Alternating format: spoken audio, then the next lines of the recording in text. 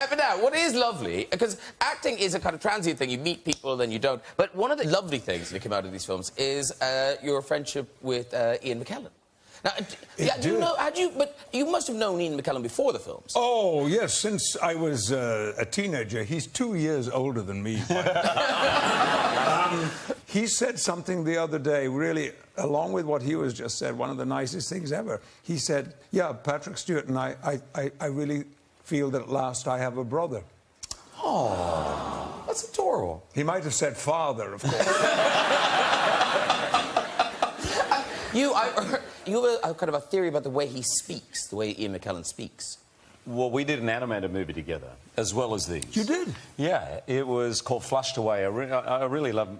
My son often says, why was there no sequel to that? And I said, because I lost a lot of money. But I always remember he played the toad, Rita. Hello, Rita. And I was always like, he can get, like, consonants where there's nothing. Like, he can make a one-syllable word into 20. OK, here's a test for you. Here's a test for you. If you shut your eyes... Yes. Shut your eyes. OK. Is this the real voice of Ian McKellen, or is it somebody doing Ian McKellen? OK. Graham, is there room for another mutant on that sofa of yours? That's the real... That's him. It is him. Yeah, yes, it is. Come out, Ian McKellen!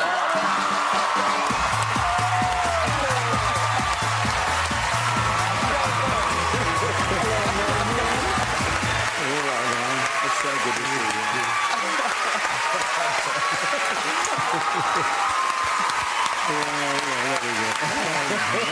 Hello, darling. Hi, lovely to see you. Thank you so much for coming. Have a seat. Have a seat, too.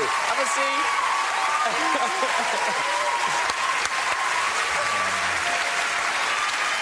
My two brothers, My two brothers. I should just explain why I'm dressed as I am.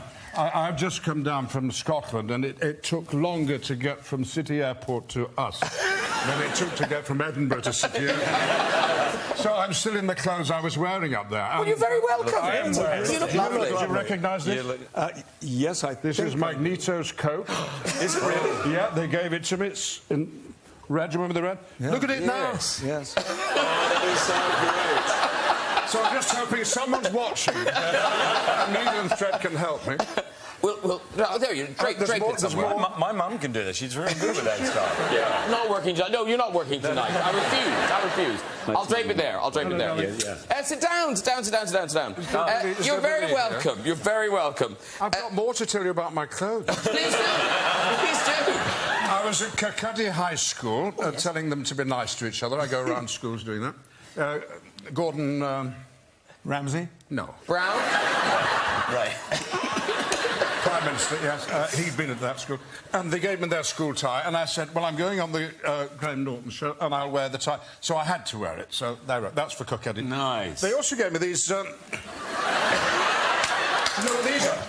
Shoelaces. But they're rainbow coloured. Are they footballer anti-bullying on football? And footballers who approve of gay people coming out and being honest about themselves wear these to show their support. So here we are. I'm wearing. Very good. Good on you. Well, it's lovely to have you here. It's a lovely surprise. Now, here's the thing, though, because the guys are talking about this movie, Logan, which is part of the X-Men franchise. I've never heard of it, to tell you the truth. How come you're not in it? Do you know, I think when you get to my age, you want to leave aside those tired old franchises. You know, move on to something fresh. I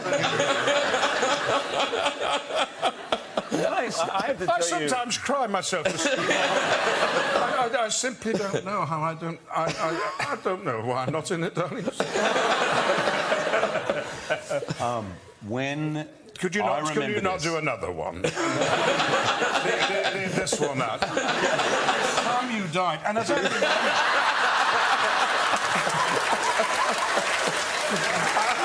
remember, Professor X, you did die in one of the movies. Oh, yeah. I was vaporised But by he's Jean resurrected. Yeah, but that's nothing. It was only at the level of DNA that he was vaporised. I mean, of course they can come back together. I see. Good. Come on. Yeah. I remember, can I just say, because I wanted to say thank you to you all these years. I'm sure I have. I hope I have. I was very nervous on that first film. I started 3 weeks in. It was my first movie, and there was a lot going on, and there was a lot of people.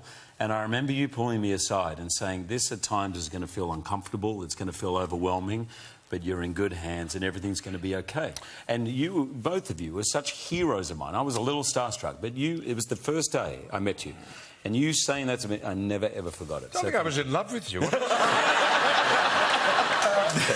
then we kissed. And I thought that's... but I'd seen you at the National Theatre in a musical. What was it? It was Oklahoma. Oklahoma. Oh, what a beautiful morning. You know. I took your dressing room straight after you. Did you? I took a photo, yeah. Did I leave anything behind? Had I known it was you, I would have done. This is a very saucy show. It certainly is. But Patrick was talking before you came out about that you'd sort of known each other over the years. But were you kind of rivals in your careers, or not? No, only recently. I've never thought of having rivals. Everyone gets on with what they can do, and there's plenty of room for everybody. But sometimes I think I am Patrick Stewart, except that he's Yorkshire. I'm sorry about that, but you are. Lancastrian. Yes, I'm from Lancashire. But our interests are the same as far as a career is concerned. We started with the RSC. We wanted to do Royal Shakespeare Company. We wanted to do Shakespeare. We wanted to be taken seriously as actors. But given the chance of another sort of work, a very popular sort of work, of course, we leapt at it and couldn't quite believe our luck that we'd been asked. Absolutely. Or in your case, asked back again and again. So young and so bitter. But I heard you talking about Ian and talking about how you were intimidated by his beauty. Yes. Well... yes. Please tell me you have a photograph. This is a long time ago. Gorgeous. I think we do have a photograph. We've got a photograph of Ian as Coriolanus. Here we are. Look at that. Come on. Oh, my Lord. Wolverine, eat your heart out. Having said that, you do look great there, Ian, but check out Patrick Stewart. There you go. Yeah. Well, you know. You know? I haven't know what you've got to look forward to. But I'll tell you something you've been hearing about this amazing body. It is absolutely amazing. And a privilege to be so close. But, you know, Magneto, the character I used to play in this tired old franchise... was also pretty muscular, wasn't he? And he was. There you can see. Yeah. But the trick is that I am wearing underneath my costume a suit which is sculpted to look as if I've put all the effort as he has into it. You knew that? Huh? Did you know that? They said you've got to work out. McKellen's working out, you've got to work out. I just put on the suit, and I'll tell you what, I've still got it at home. I do wear it on occasion. Why have you two got drinks and I don't? Yeah, that's a good point. Oh, would you like a drink? We've got red wine if you want. Red wine. Red wine. Oh, look at that. Psychic. What? Oh, water and red wine. Thank you. Wow. Let's just shout out drinks and see if they show up. Any nibbles? Oh, we're doing that. We're doing all that. Cheers, darling. Cheers. Lovely to see you. Oh, look, people. Well, what's all this about you being circumcised? Come on, you shared a dressing room. I know. You know. So, you worked together on Broadway. You did 2 plays together on Broadway at the same... So brilliant. Yeah. Oh, Yes. you know, there are not many plays where there are 2 wonderful parts for actors of the same age. So you can go through your life never working with the people you admire and the people who you have an awful lot in common with. Shakespeare's not bad to that extent. Mm-hmm. But there are a few plays, and one of them is Waiting for Godot. There are 2 wonderful parts for people of the same age. And another one is No Man's Land by Harold Pinter, and we've done them both. And we've just finished doing No Man's Land in London. Though don't despair, if you missed it, you can catch it on NT Live. They record a performance. Oh, the cinema, being and into show it in cinemas. cinemas. And I have just had an idea. What? This is awesome. For some time now, I have been teasing Hugh, but getting more and more serious about a theatre job we might do together. Oh. I have been saying to this man for a long time, he should play Stephen Sondheim's Sweeney Todd. It is as if the role might have been written for him. Oh. And I add a rider that if he plays Sweeney Todd, I will, for a limited run, play the judge, which is a two-scene role, but with two numbers, including a duet between the two of them. Who should play Mrs. Lovett? That is a good idea. A little crease. A little crease. That's a good idea. That's a really good idea. And there's a nice juvenile part that Eddie Redmayne played in the movie. Oh. Yeah. I could play a pie.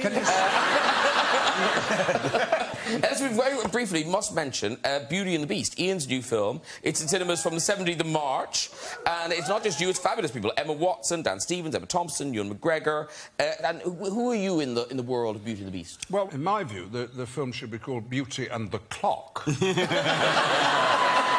that give you I can't wait. cue? I play Cogsworth the Clock. If it ain't Baroque, don't fix it. There we go. But, you know, he is a great song and dance man. I mean, that's how I first saw Hugh on stage at the National Theatre, singing his heart out. And then he did a show on Broadway, which hasn't yet come to England, Boy from Oz. Yeah. And you've got a one-man show when you sing and dance. Mm.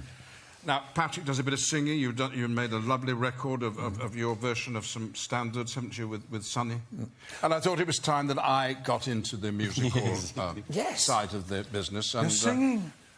Well, yes. Now, I think we've got to pick... This is you. Yes, that's me. I voiced that clock. Yes. And at the end, I'm not giving away the secrets, I think, when the prince... stops being a beast. The spell thing. I come back as myself, and that's when you see me. Got it. But very briefly. Oh, OK, OK. We do have a little taster. This features your clock in action. Oh. Look out for it. There's two hands on it.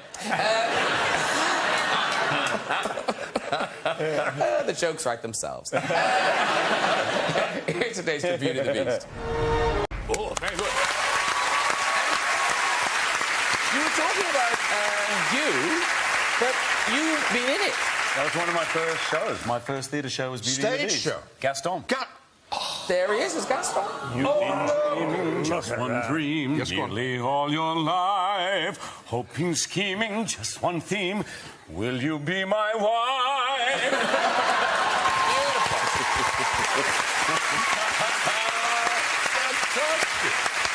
And Patrick, now, yes. Patrick, you are getting into the animation world as well. It's just been announced your exciting new casting. Yes. Tell us who you're playing. Why are you laughing? Because I know what the answer is.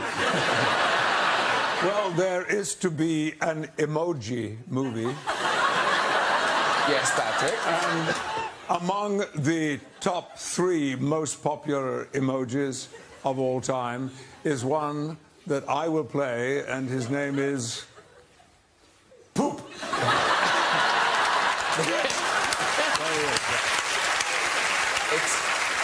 Look at this. It's Professor Excrement. Not my own. Have you got the voice for Poop yet? Yes, he sounds rather like this. He's quite grand and very well spoken. Very, very, very English, which I think is a clever idea. Not mine, but the producers, that he should be very English. Hey, listen, we're about to have music, but very quickly, it is Oscars weekend, this weekend, and Ian, would you mind telling us the story about when you were nominated for Gandalf, and you had the beads? Yeah. Well, there weren't beads. In New Zealand, where we filmed Lord of the Rings, if you're lucky, when you leave, you're given a piece of green stone carved, and you wear it often enough, and your chances are that you'll get back to New Zealand. That's the idea. And it'll bring you a bit of luck. So when those films were nominated for something like 20 Oscars on that night, everybody from New Zealand was wearing their greenstone, their punami, they're called. And when we were on the red carpet going into the ceremony, I met Maggie Smith. Hello, what are you here for? I said, well...